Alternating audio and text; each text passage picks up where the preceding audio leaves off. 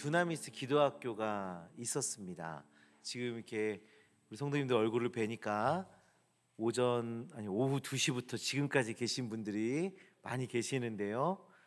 피곤하실 것 같지만 은혜 받은 얼굴 때문인지 쌩쌩해 보이십니다.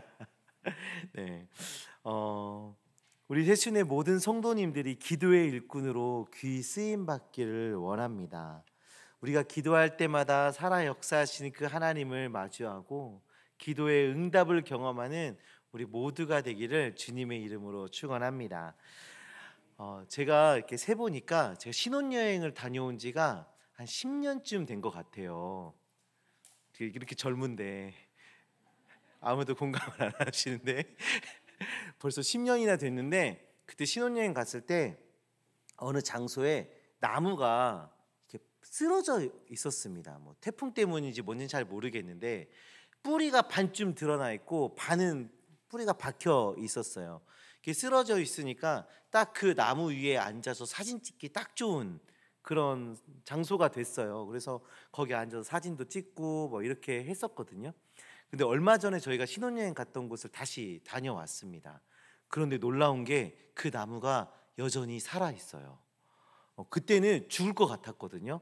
그 뿌리가 반이 뽑히니까 이 나무가 곧 죽을 것만 같은 그런 모습이었어요. 그런데 나무가 너무 튼튼하고 싱싱하게 살아 있었습니다.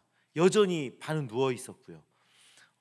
보니까 나머지 뿌리가 깊이 박혀 있었던 거예요. 뿌리가 다 뽑힌 게 아니라 여전히 뿌리가 박혀 있으니까 비바람이 치고 나무가 쓰러지고 넘어져도 그 나무는 그 땅에서 영양분을 빨아들여서 건강한 나무로 자라가고 있었던 것입니다. 오늘 우리는요, 하나님의 비밀에 깊이 뿌리 내려 믿음에 굳게 서는 성도가 되기를 결단하고 기도하는 시간을 가지려고 합니다. 말씀이 깨달아지고 말씀의 가르침을 따라 믿음에 굳게 서는 우리 모두가 되기를 주님의 이름으로 축원합니다. 자, 1절의 말씀을 보시면 이제 골로새 교회와 라우디게아 교회가 등장을 하죠. 이 편지의 수신자인 골로새 교회와 라우디게아 교회는 바울이 직접 개척한 교회가 아니에요. 이 교회는 바울이 세 번째 전도 여행을 떠났을 때 에베소에서 사역을 했거든요. 그때 많은 부흥의 역사가 있었어요. 그러니까 지금으로 따지면 저기 어디로 용인에서 바울이 사역을 하는데 거기서 엄청 부흥이 일어난 거예요. 그래서 거기서 복음을 들은 사람이 방배동으로 와서 교회를 세운 거랑 마찬가지예요. 그렇게 에바브라라는 사람이 그 에베소에서 복음을 듣고 너무 놀라워서 이 골로새 지역에 와서 교회를 세운 것이 골로새 교회인 거예요. 그리고 또 많은 학자들은 라우디게아 교회도 이 에바브라가 개척했을 것이다라고 추정을 하곤 합니다. 바울은 자기가 직접 교회를 세우지 않아서 성도들에 대해서 잘 알지 못하지만 그들을 향한 자신의 마음을 전하고 있어요. 우리 1절 말씀을 한번 다 같이 한번 읽어보실까요? 내가 너희와 라우디게아에 있는 자들과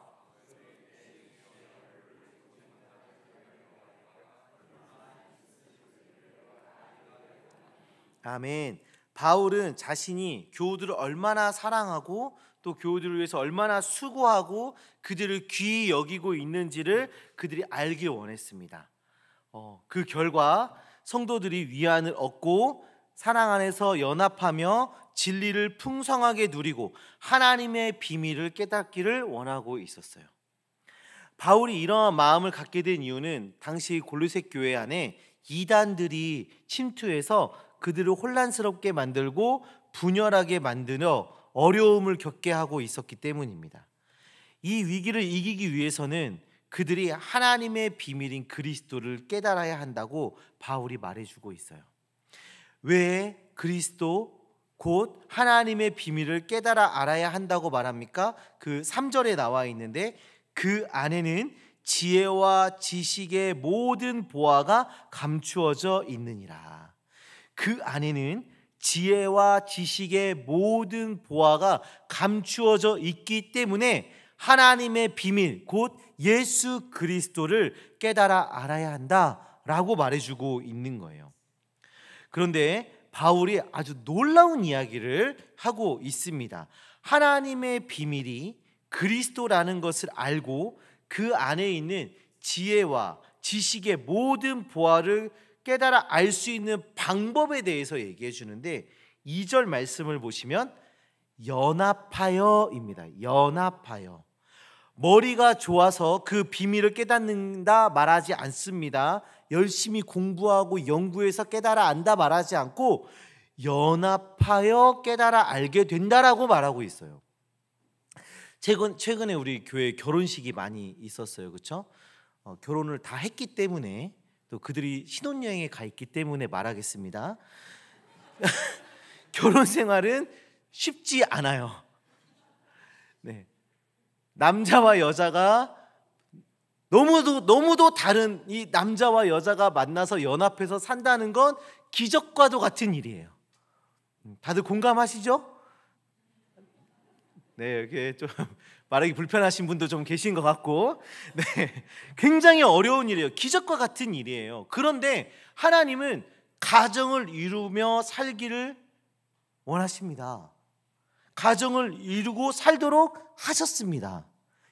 왜냐하면 연합이 불가능해 보이는 남녀가 서로 닮아가고 존경하고 사랑하고 희생하며 가장 많은 부요함을 누리게 되기 때문입니다. 부부가 연합하기 위해서는 하나님의 말씀이 머리 안에 머물러서는 불가능해요.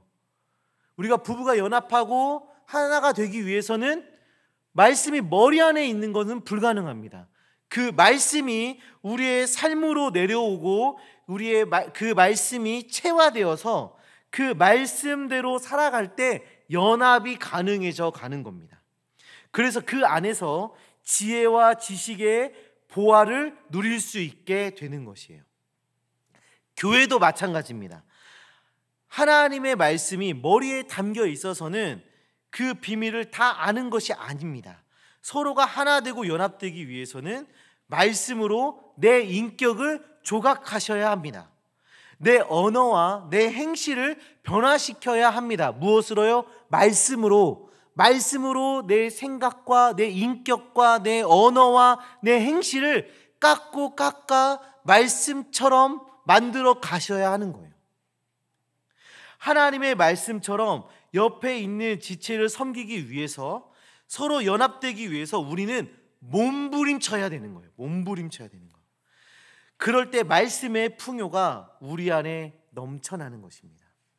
또한 예수 그리스도야말로 하나님의 비밀이라는 것이 우리 안에 깊이 깨달아 알아지게 되는 것입니다. 이 하나님의 비밀은 오랫동안 감춰져 있었습니다. 하나님께서 메시아를 보내시겠다라는 것은 많은 사람들이 알고 있었어요.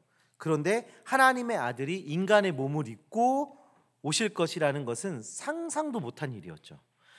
그러다가 예수님이 이제 오셨어요. 그런데 어떻게 오셨습니까? 우리가 뭐 보통 이 구원자 메시아라고 생각을 하면 이 세상의 기준에서 우리는 성경을 다 알고 있고 믿음이 있기 때문에 그렇진 않지만 세상의 기준으로 생각을 해보면 메시아라고 하면 막강한 무기를 가진 강력한 군대를 움직일 정도의 힘은 있어야 되지 않을까요? 그래야 식민지에 놓여 있는 이 로마 식민지 체제에 놓여 있는 이 이스라엘을 독립시키고 구원할 수 있지 않을까요? 이스라엘 백성이 그런 생각을 했던 거예요. 그런데 구원자라고 오신 분이 우리와 똑같은 모습으로 오신 거예요. 특별한 어떤 능력과 힘이 없었어요. 배고프고 목마르고 피곤해하는 육체를 입고 오셨어요. 세상의 기준으로 봤을 때는 전혀 메시아 같아 보이지 않았던 거예요. 뿐만 아니라 세상 사람들이 생각하는 메시아는 특별한 임무를 수행해야 했습니다. 예를 들면 독립전쟁을 했거나 정치 개혁을 일으켰거나 그랬어야 했던 거예요. 그런데 예수님은 그런 일을 하지 않으셨어요. 사람들이 보기에 너무 평범했고 우리와 똑같이 살다가 고난받고 십자가에 죽으셨어요. 예수님께서 고난받는 장면을 한번 생각해 보세요. 예수님께서는 제자들에게 배신을 당합니다. 3년 동안 함께 다니던 제자들에게 배신을 당해요. 그리고 그 제자들이 어떻게 합니까? 도망가요. 세상 사람들의 기준으로 봤을 때는 완전한 실패죠. 뭐 예를 들어 이 정도는 해야 되는 거 아니에요? 아니에요.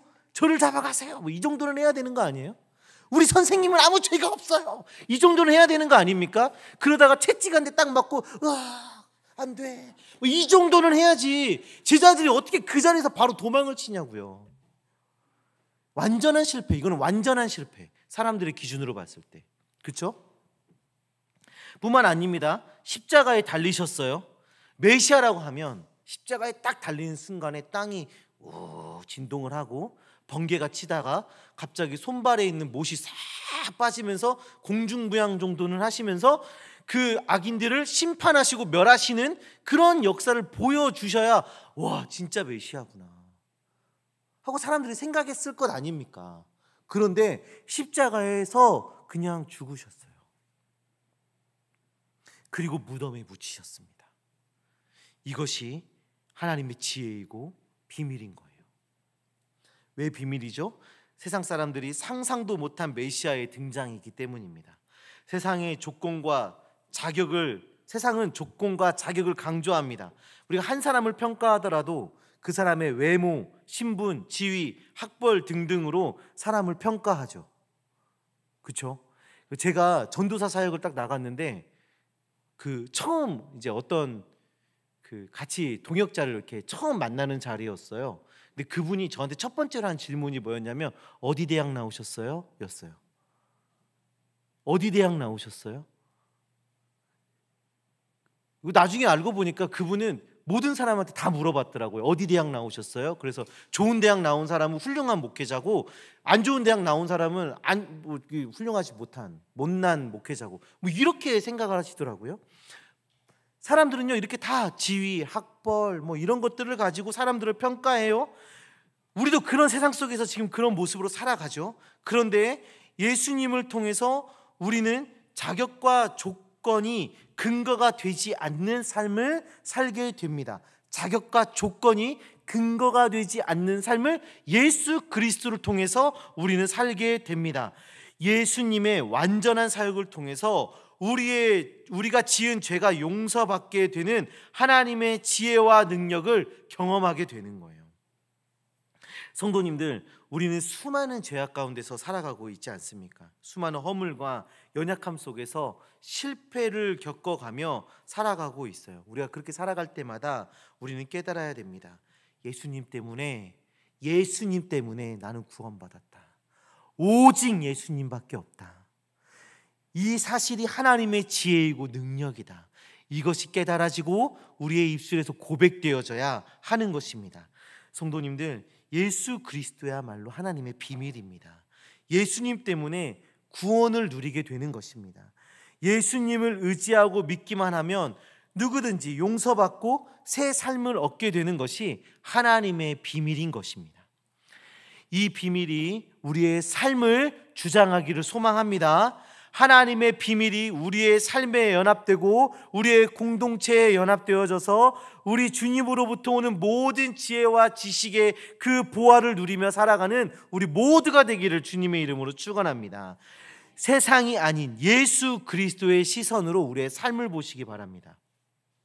내 인생의 선택과 이웃을 대하는 것과 우리가 신앙생활하는 그 모든 것이 세상의 기준과 방식이 아니라 예수 그리스도의 시각으로 바라봐야 하는 것입니다.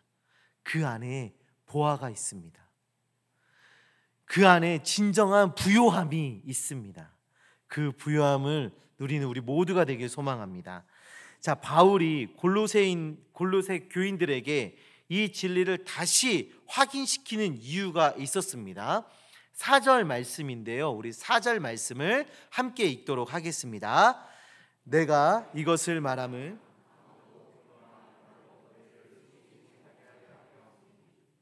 아멘.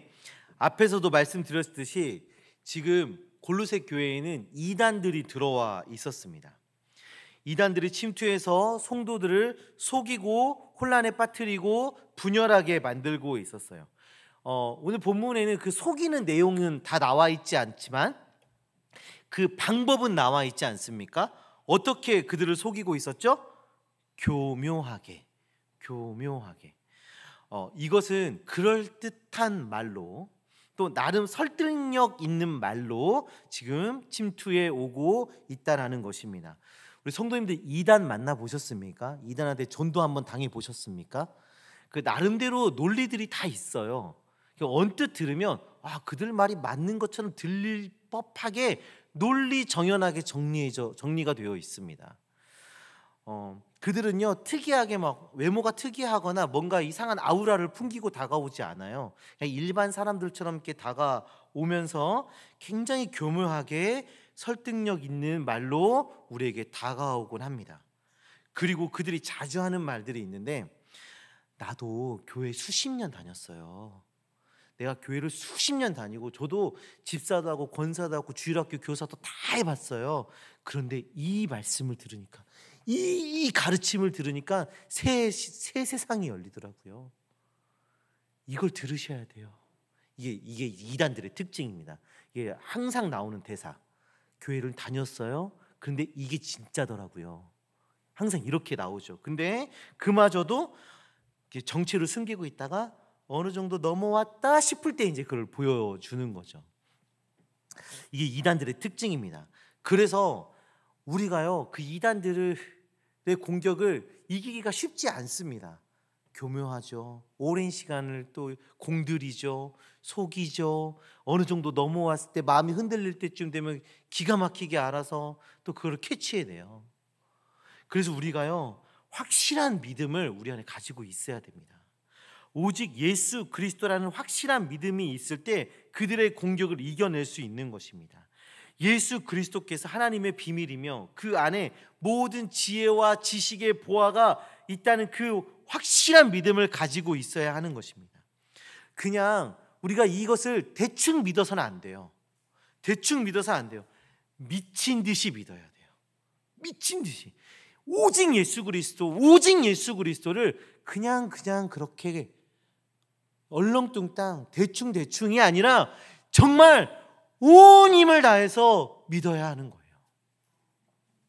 다른 것은 없습니다. 다른 것 다 없어도 예수 그리스도면 됩니다 라는 그 믿음의 고백으로 우리가 살아가야 한다는 것입니다.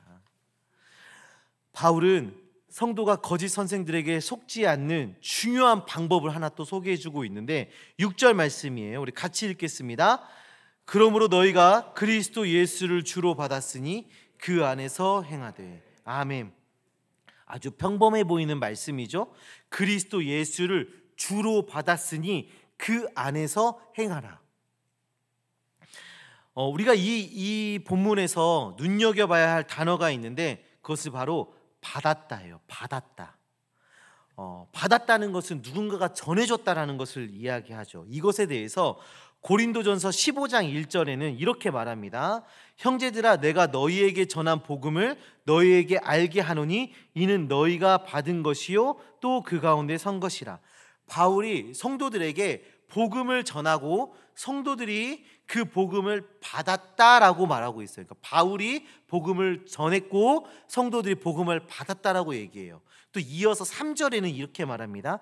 내가 받은 것을 먼저 너희에게 전하였노니. 내가 받은 것을 먼저 너희에게 전하였노니. 그러니까 바울마저도 복음과 진리와 참된 신앙을 만들어낸 것이 아니라 받았다라고 말하는 거예요. 바울도 받았고 자기가 받은 것을 성도들에게 또 전해줬고 그것을 성도들이 받았다라고 이야기하는 거예요. 우리 성도님들 처음 우리가 신앙이 생겼던 그 순간들을 기억하십니까?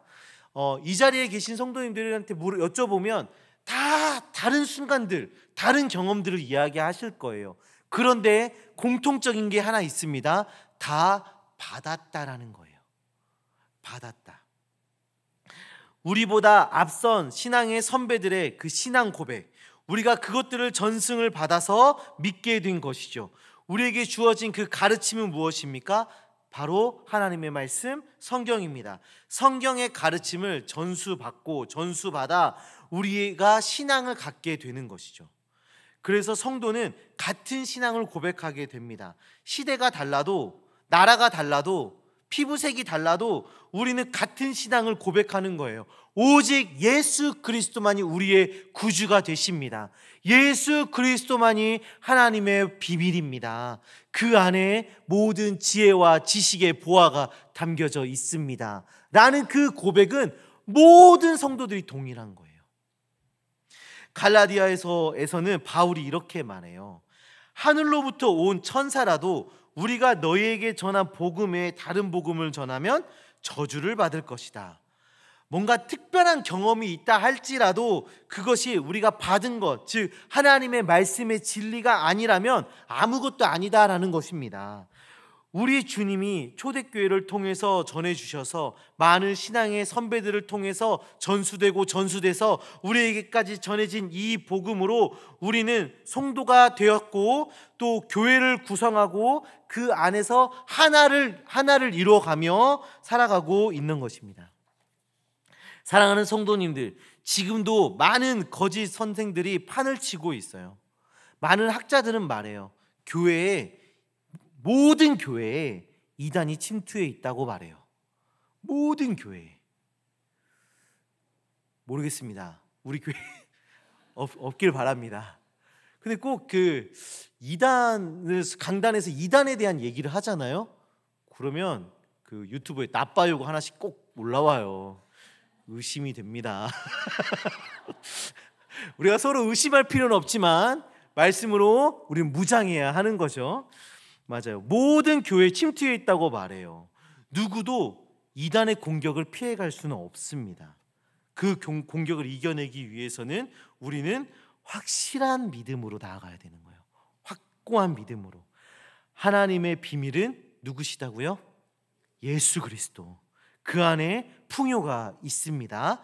그리고 복음은 주님을 통해서, 초대교회를 통해서 우리에게 전해진 하나님의 말씀만이 유효하고 유일한 복음이라는 것입니다.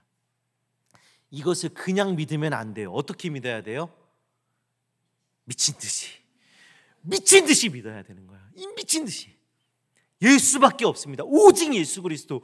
오직 예수 그리스도. 그것은요, 그 무엇도 흔들려서는 안 되는 거예요. 흔들리지 않고 확고한 믿음으로 진리 안에 바로 서는 주님의 자녀들 되시기를 소망합니다. 바울은 다시 한번 우리가 추구해야 할 성숙에 대해서 말해주고 있습니다. 우리 7절 말씀을 다 같이 읽도록 하겠습니다. 7절입니다. 그 안에 뿌리를 박으며 세움을 받아 교훈을 받은 대로 믿음에 굳게 서서 감사함을 넘치게 하라. 아멘. 예수님께 뿌리를 내리는 것입니다. 어디에 뿌리를 내립니까? 예수 그리스도의 뿌리를 내리는 거예요. 예수 그리스도의 뿌리를 내리고 자라가는 것입니다. 우리가 살아가다가 이게 내가 살아보니까 예수님 말고 다른 것도 필요한 것 같아 해서 다른 데다가 뿌리를 또 내리고, 또 살다가 이거 말고 또 다른 거에도 필요한 것 같아, 다른 데도 뿌리가 내리고, 이게 아니라 예수 그리스도에만 뿌리를 내리고 거기에서 우리가 자라가는 것을 지금 말씀해주고 있는 것이에요. 예수님께 뿌리를 내리고 더욱더 깊이 내려가야 합니다. 비바람이 쳐도 가뭄이 와도 양분을 잘 빨아들이도록 더욱 깊이 뿌리를 내려가야 하는 것이죠. 그래서 우리는 어떻게 됩니까? 믿음에 굳게 서게 되는 것입니다. 그럴 때 우리가 믿음에 굳게 서게 되는 것입니다. 믿음에 굳게 서는 것은 주님으로부터 오는 양분을 빨아들여 말씀의 풍성함이 삶 가운데 노출되는 것을 이야기하는 거예요.